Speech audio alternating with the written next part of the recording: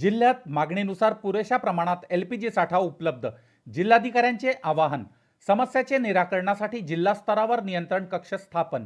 गोंदिया. आखाती देशातील युद्धाच्या पार्श्वभूमीवर एलपीजी गॅसचा तुटवडा निर्माण झाल्याने घरगुती गॅसचा गैरवापर रोखण्याच्या अनुषंगाने तसेच लाभार्थ्यांना गॅसचा पुरवठा सुरळीत होण्याच्या दृष्टीने 13 एप्रिल 2026 रोजी कंपनीचे विक्री अधिकारी व गॅस एजन्सी धारक यांची सभा घेण्यात आली.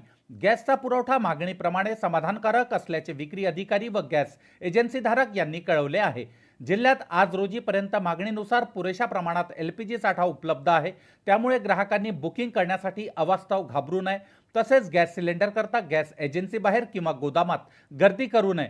गॅस डिलिव्हरी घरपोच करण्यात येत असून गॅस सिलेंडर प्राप्त झाल्यावरच घरपोच पुरवठादाराला ओटीपी द्यावी असे आवाहन जिल्हा प्रशासनाकडून करण्यात येत आहे. बिना ओटीपी गॅस सिलेंडर डिलिव्हर झाल्याचे निदर्शनास आल्यास संबंधितांवर प्रशासनाकडून कडक कारवाई केली जाईल. शासनाच्या निर्देशानुसार लवकरच जिल्ह्यात केरोसिनचे वाटप करण्यात येणार आहे, ज्यामुळे नागरिकांच्या गरजेचे काही प्रमाणात निवारण होणार आहे. त्यामुळे नागरिकांनी बुकिंगसाठी अवास्तव न घाबरता गॅस एजन्सी बाहेर व गोदामातील गर्दी टाळावी असे आवाहन जिल्हाधिकारी डॉक्टर मंगेश गोंदावले यांनी सर्व नागरिकांना केले आहे.